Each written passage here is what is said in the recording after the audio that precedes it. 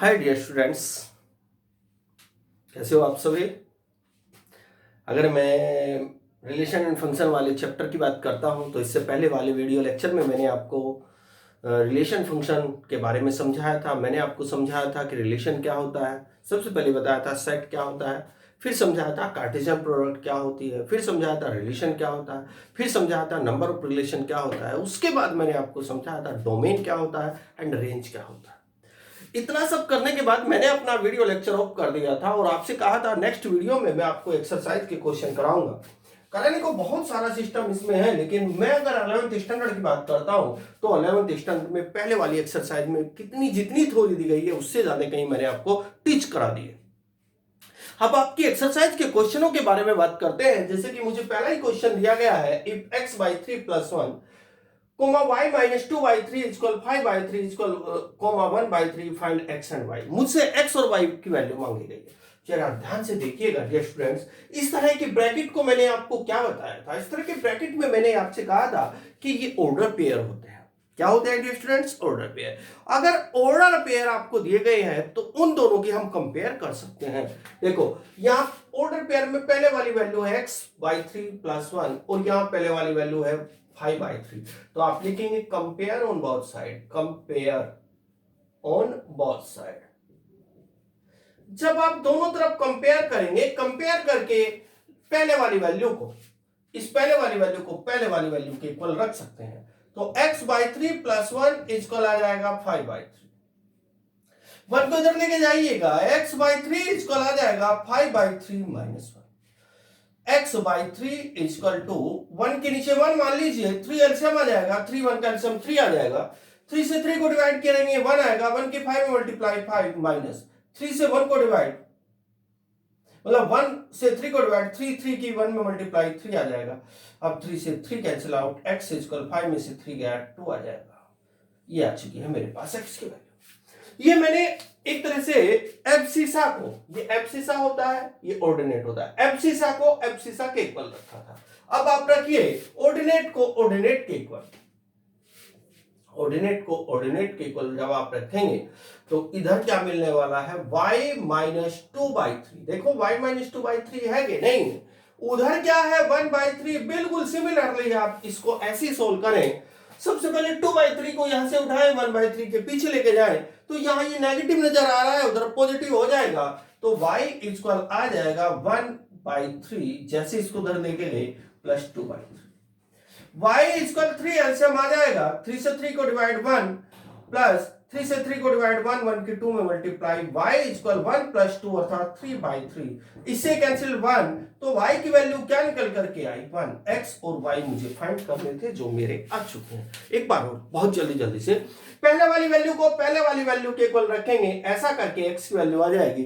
दूसरे वाली वैल्यू को दूसरे वाली वैल्यू के इक्वल रखेंगे, ऐसा करके y की वैल्यू आ जाएगी। और x y तो फाइंड करना था मुझे। अगले वाले क्वेश्चन के बारे में बात करते हैं।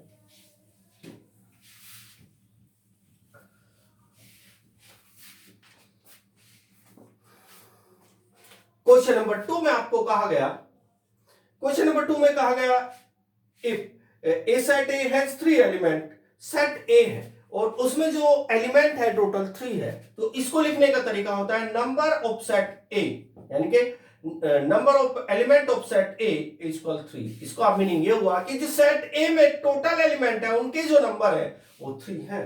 और फिर कहा गया जो सेट बी है, बी सेट आपको दिया गया है 3,4 5, इसमें एलिमेंट आपको सारे क्या है वो सारे बना करके दे दिए गए हैं। Then find the number of element in A B, find the number of then find the number of element in Cartesian product AB। Book वाले ने आपसे पूछा है तो बताइए A क्रॉस B में कितने एलिमेंट आने वाले हैं। बड़ा इजी है यार। एक बात बताओ मुझे, find the number of element in A cross B, यही पूछा है ना। Find the number of elements in A cross B, A cross B में कितने एलिमेंट आने वाले। एक बार बताओ मुझसे क्या पूछा गया, ए क्रॉस बी, ए में कितने एलिमेंट है 3, तो यहां रखिए 3। मल्टीप्लाई ऑफ बी में कितने एलिमेंट है, देखो यार ये यहां वैल्यू नहीं रखनी है आपको, यहां बी के चूंकि नंबर ऑफ एलिमेंट पूछा गया है तो एक ही सीट पे नंबर ऑफ एलिमेंट रखिए, बी की सीट पे number of element in set B में रखिए। सेट बी में कितने एलिमेंट है, 1 2 3, तो ए क्रॉस बी में कितने एलिमेंट आ जाएंगे। इसके बाद अगले वाले क्वेश्चन के बारे में बात करते हैं। क्वेश्चन नंबर 2 भी हो चुका है, बहुत इजी।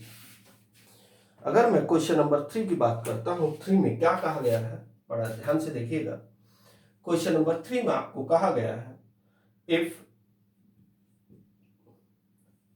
कोई जी सेट दे दिया गया, उसमें 7,8 तो एलिमेंट है, एक सेट एच दे दिया गया, एच सेट में आपको दे दिए गए 5 4 2 5 4 और 2, ये 3 एलिमेंट है। सेट जी में 7,8 2 एलिमेंट है, सेट बी में 5,4, 2 एलिमेंट है। फाइंड जी एच, बुक वाले ने पूछा है फाइंड, क्या पूछा है भाई, Cartesian product ji H and H जी। यार बहुत इजी है, कुछ भी नहीं है, करके बताता हूं। सबसे पहले आप एक काम कीजिए, कार्टेशियन प्रोडक्ट जी एच निकालिए, रखिए जी कार्टेशियन प्रोडक्ट एच, यहां जी पहले लिखा हुआ है तो जी की वैल्यू रख लीजिए 7,8, कार्टेशियन प्रोडक्ट एच, एच की वैल्यू रखिए 5, 4, 2। अब कैसे करेंगे, कार्टेशियन प्रोडक्ट जी इंटू एच, 7 की मल्टीप्लाई पहले 5 में हो जाएगी, और इनकी मल्टीप्लाई मैंने आपको सिखाई है। इनके लिखने का तरीका ऐसा नहीं होता कि 75 में मल्टीप्लाई 75 हो जाएगा, नहीं, इनको लिखने का तरीका होता है पहले 7 फिर 5। इसका मीनिंग ये हुआ 7 गोज विद 5, इसका मतलब 7 को 5 के साथ रखा जा चुका है। इसके बाद 7 की 4 के साथ तो आएगा 7 गोज विद 4, फिर 7 2 के साथ आ जाएगा 7 गोज 2, 7 गोज विद 2। अब आएगा 8 5 के साथ तो आएगा 8 गोज विद 5, अब आप खुद समझ चुके होंगे। फिर आएगा 8 गोज विद 4, 8 गोज विद 4। इसके बाद 8 गोज विद 2 आ जाएगा तो 8 गोज विद 2। ये आपके क्वेश्चन का रिजल्ट आ चुका है। यह है Cartesian product G and H, G और एच की कार्टेशियन प्रोडक्ट आ चुकी है। अब कार्टेशियन प्रोडक्ट में अगर आपसे कोई पूछता है कितने ऑर्डर पेयर है, तो आप एक ऑर्डर पेयर यहां, यानी कि 1 2 3 4 5 6 ऑर्डर पेयर है। ये बात क्लियर कर दो, उतने ऑर्डर पेयर आएंगे जितने सेट ए में एलिमेंट है और सेट बी में जितने एलिमेंट है, उन एलिमेंट को अगर आप मल्टीप्लाई के रूप में देखेंगे तो उतने ऑर्डर पेयर आएंगे। सर कैसे, सेट ए में कितने एलिमेंट थे 2, सेट बी में कितने एलिमेंट थे 3, तो 2 की 3 की मल्टीप्लाई अगर आप कर दोगे कितना आएगा 6, तो इसमें 6 ऑर्डर पेयर आने चाहिए। देखो 6 सेकेंड 1 2 3 4 5 6। अगले बार किसी के दूसरे पार्ट में पूछा है एच कोमा जी, एच कार्टेशियन प्रोडक्ट जी, तो एच की वैल्यू रखिए 5, 4, 2। देखो पहले एच है तो एच की वैल्यू रखनी है, कार्टेशियन प्रोडक्ट जी, जी बाद में है तो जी की वैल्यू रखिए 7। ये कर्ली ब्रैकेट बनाना होता है, अगर आपने कोई दूसरा ब्रैकेट बना दिया गलत हो जाएगा आपका क्वेश्चन। करिए कार्टेशियन प्रोडक्ट एच क्रॉस जी, तो कैसे आएगा, 5 की 7 के साथ 5 गोज विद 7, 5 गोज विद 7, फिर 5 की 8 के साथ 5 गोज विद 8, 4 7 के साथ आएगा 4 गोज विद 7, 4 8 के साथ आएगा 4 गोज विद 8, फिर 2 7 के साथ जाएगा तो 2 गोज विद 7, और 2 8 के साथ जाएगा 2 गोज विद 8। ये आपका H क्रॉस G हो चुका है। एक बात और ध्यान रहे, जैसे इसमें 7,5 आया था पहले वाला ऑर्डर, और इसमें पहले वाला ऑर्डर 5,7 आया है, ये दोनों बात अलग अलग होती है, इक्वल नहीं होती है। कभी भी ऑर्डर पेयर अगर मैं कहूं 2,7 इक्वल क्या हो सकता है 7,2, नहीं बिल्कुल नहीं हो सकती, दोनों बात अलग अलग होती है। ये क्योंकि ये अलग पॉइंट है और ये अलग पॉइंट है, ऑर्डर पेयर कभी भी एक दूसरे के अलग अलग, मतलब अगर यहाँ 2 7 लिखा हुआ है, इसमें 2 बाद में आ गया, इसमें 7 पहले आ गया, तो एक दूसरे के इक्वल कभी नहीं होते हैं। आइए अगले वाले क्वेश्चन पे चलिए। क्वेश्चन नंबर 3 हो चुका है।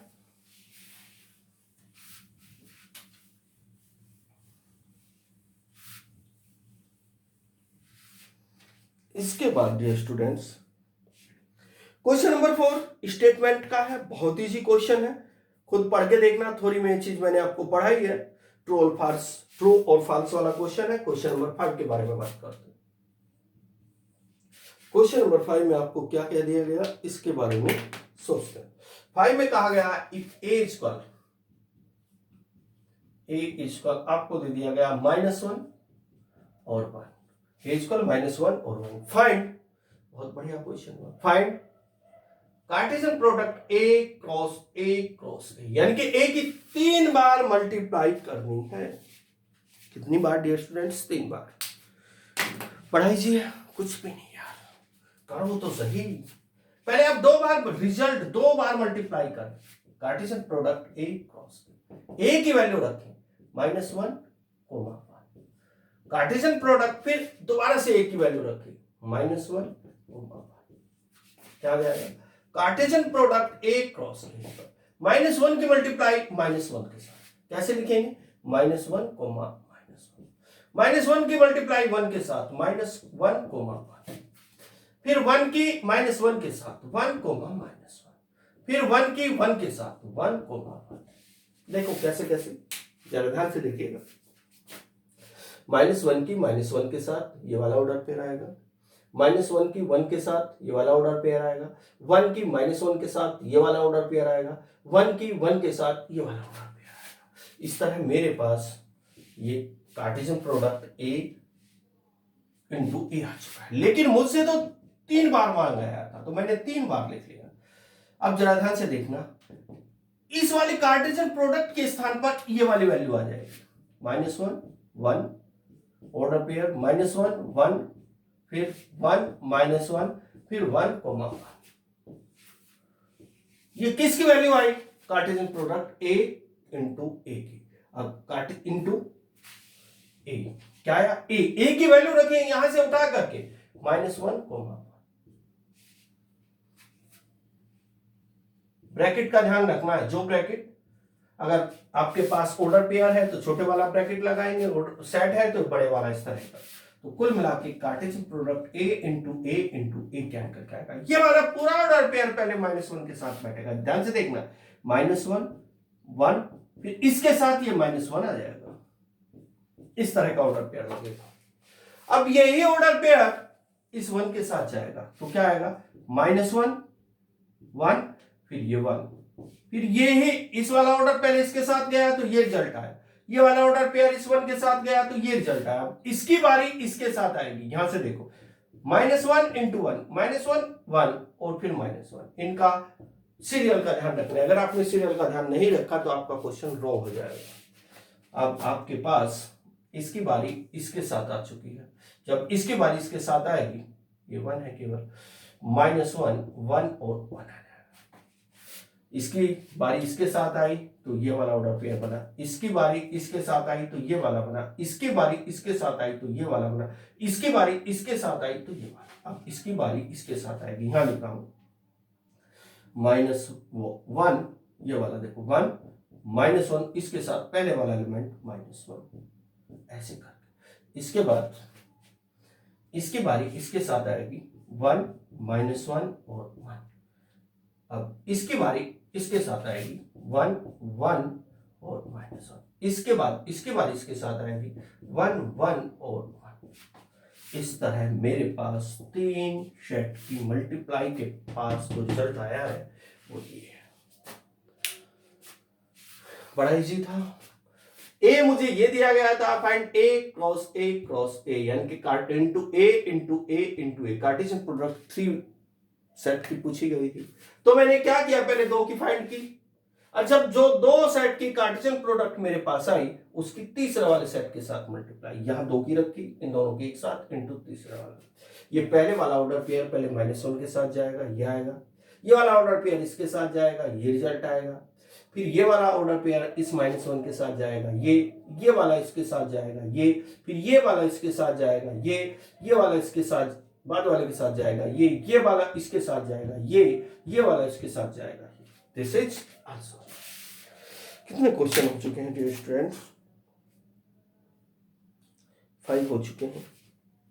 चलो क्वेश्चन नंबर 6 के बारे में भी देखते हैं।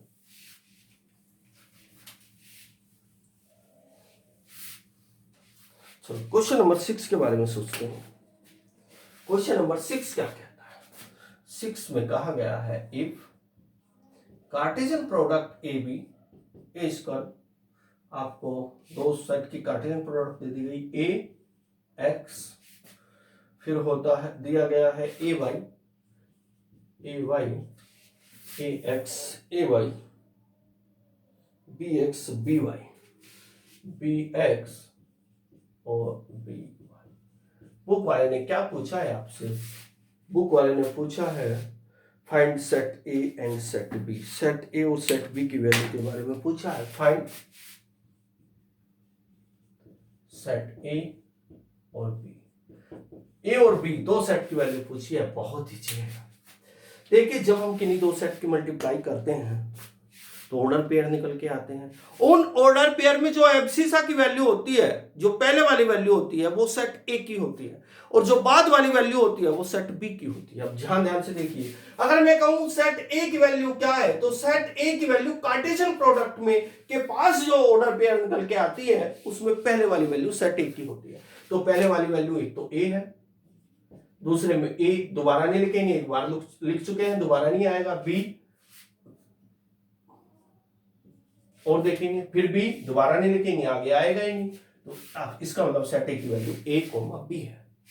अगर मैं सेट बी की वैल्यू देखता हूं, सेट बी की वैल्यू ऑलवेज कार्टेशियन प्रोडक्ट के पास बाद जो हमें रिजल्ट मिलता है, जो रिजल्ट मेरे पास ये आया है, इसमें सेट बी की वैल्यू बाद वाली होती है यार, बाद वाली जिसको ऑर्डिनेट कहा जाता है। तो बाद वाली वैल्यू क्या है? एक्स कोमा एक्स आ गया, फिर क्या है? वाई, फिर और देखा, फिर दोबारा एक्स नहीं लिखेंगे, एक बार एक ही लिखना होता है, फिर वाई दोबारा नहीं लिखेंगे। तो सेट ए की वैल्यू ये, सेट बी की वैल्यू। अपनी सुविधा के अनुसार अगर आप कार्टेशियन प्रोडक्ट ए और बी निकाल करके देखें, करके देखो, चेक कर रहा हूं, कार्टेशियन प्रोडक्ट अगर आप ए बी की निकाल के देखें 100% यही रिजल्ट आएगा। आपका क्वेश्चन ये फिनिश हो चुका है। ए की वैल्यू रखें, सेट ए कोमा बी, फिर बी की वैल्यू रखें, क्या आएगा? X comma y. इसके बाद कार्टेशियन प्रोडक्ट ए बी क्या निकल करके आया? ए पहले एक्स के साथ जाएगा, ए एक्स, फिर ए वाई के साथ जाएगा, ए वाई, बी एक्स के साथ जाएगा, बी एक्स, बी वाई के साथ जाएगा, बी वाई। देखो बिल्कुल वही रिजल्ट आया कि नहीं? इसका मतलब हमारा क्वेश्चन बिल्कुल सही है, कार्टेशियन प्रोडक्ट वही प्राप्त हुई कि नहीं। इस तरह के डियर स्टूडेंट्स आपके क्वेश्चन कितने फिनिश हो चुके हैं? 6 फिनिश हो चुके हैं। आगे जो भी 2-3 क्वेश्चन बाकी हैं, केवल 4 क्वेश्चन और बाकी हैं, ये अगले वीडियो लेक्चर में मैं आपको सेंड कर दूंगा। लेकिन जब तक आपको मन लगा करके पढ़ना है, जो भी डाउट बनता है वो मुझे सेंड कर देना है। मेहनत जरूर करनी है, अपना कार्य फिर कॉपी में कंप्लीट करना है। ओके बेटा, बाय।